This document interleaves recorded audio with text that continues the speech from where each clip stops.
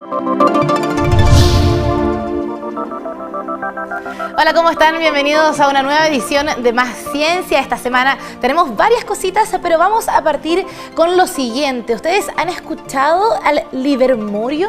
Bueno, se trata de un elemento químico, el número 16 de nuestra tabla periódica, que tiene varios elementos, entre ellos que es transactínido, o sea, es su número atómico mayor al más pesado de la serie de los actínidos, que viene siendo el laurencio. También es radiactivo y también es inestable. Al ser sintético se tiene que producir, no lo podemos encontrar en la naturaleza.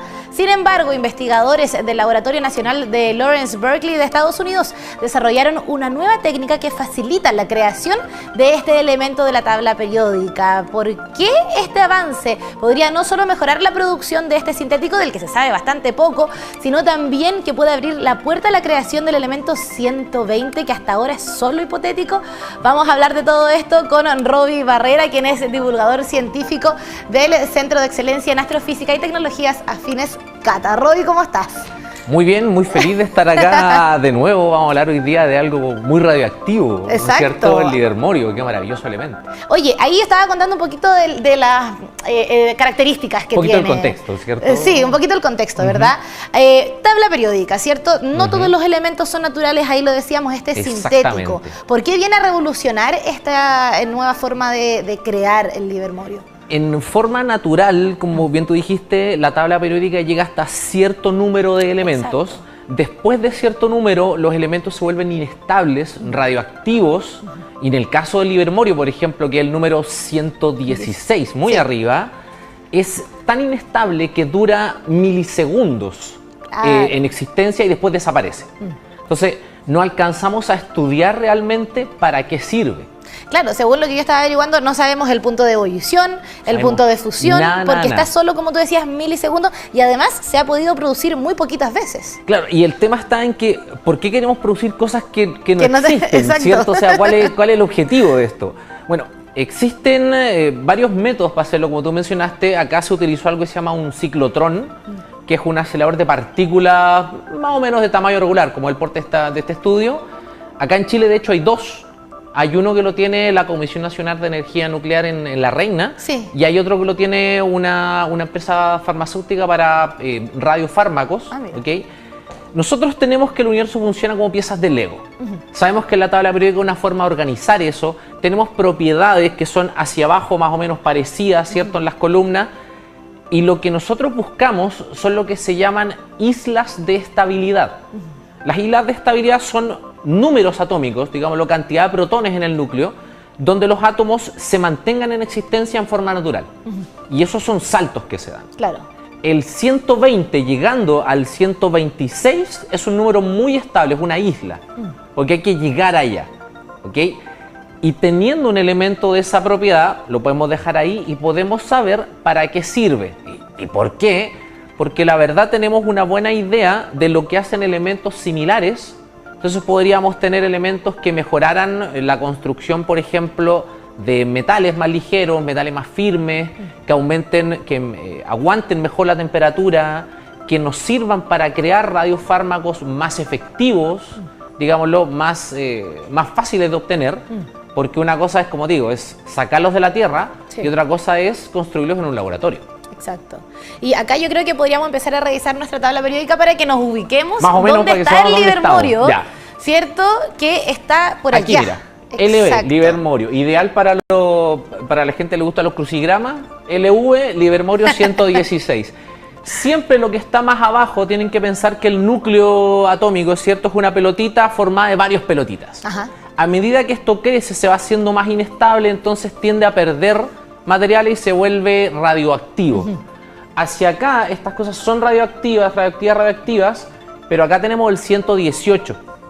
Eso te iba a decir, la tabla llega hasta el 118. Por lo menos lo que hemos obtenido por ahí, por acá, con estos métodos. Y lo decíamos al comienzo, ¿por qué la creación del 116 puede hacer que hagamos el 120, que es el umbilinio? O ECA radio, pero ese es hipotético todavía. Claro, todos los nombres que parten con U es porque todavía no los estamos creando. De a poquito les van poniendo nombres. Claro. Por ejemplo, el livermorio viene de Livermore, que es la ciudad donde se descubrió por primera vez este elemento. por allá por el año 2000. 2000, claro. Según los rusos en julio y los estadounidenses en diciembre, cerca, pero 2000, el año 2000. Cerca. Entonces, la tabla periódica tiene es una clasificación, no solamente un montón de cosas, claro, donde, por ejemplo, acá las columnas son los grupos que se llaman y tienen propiedades parecidas, ¿ok? Si tú bajas hacia acá, por ejemplo, en la columna del 116 tienes oxígeno, azufre, selenio. Todas estas son reacciones que funcionan muy bien con los tejidos orgánicos.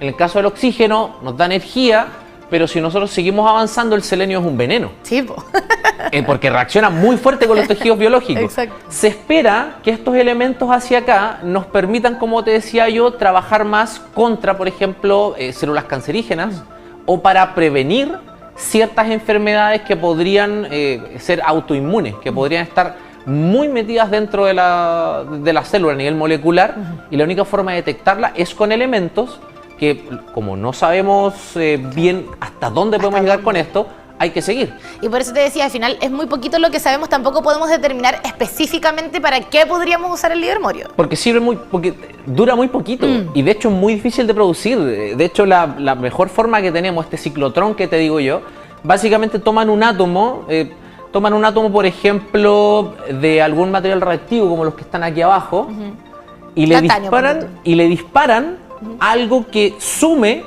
116. Mira, es 1 más 2 igual 3, sí. Esto, para que tengamos una idea. Mira, por ejemplo, lo que hacen es tomar láseres, vuelven el titanio, un gas, toman átomos pesados de titanio que se llaman isótopos, sí. Y los disparan a través de campos electromagnéticos en este ciclotrón hacia otro átomo, con la esperanza de no pegarle al medio, claro. Pues si le pegamos al medio lo destruimos, tiene que pasar cerquita, de modo que, pero cerca a tamaños más chicos que el núcleo de un átomo, para que la fuerza nuclear fuerte lo agarre. Y es una fuerza que solo actúa ahí. Para que te hagas una idea, por ejemplo, los protones que son más ciertos se repelen. Pero esta fuerza es tan fuerte, que de hecho ese es su nombre, la fuerza fuerte, tiene 60 ceros por sobre la interacción electromagnética. Wow. Yo venía sacando la cuenta para que tengamos una idea de cómo, ¿sí? de la cantidad de fuerza. Es como si tú pusieras a hacer un gallito a una hormiga y a 20 levantadores de pesa olímpicos. Esa es la potencia entre la repulsión de los protones y la fuerza fuerte.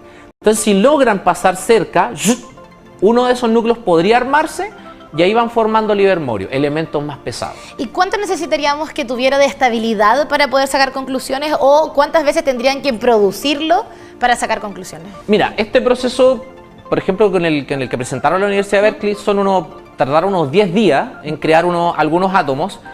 La idea es que sea por lo suficientemente estable para que a condiciones de presión, de temperatura y gravedad, digámoslo, naturales, no se deshaga de aquí a miles de millones de años. Eso es una ventana suficientemente amplia. Porque todos estos elementos, si tú los dejas ahí, puede que se desintegren, pero en miles de millones de años. Sí, y claro. eso es suficiente para hacer experimentos. De todas maneras.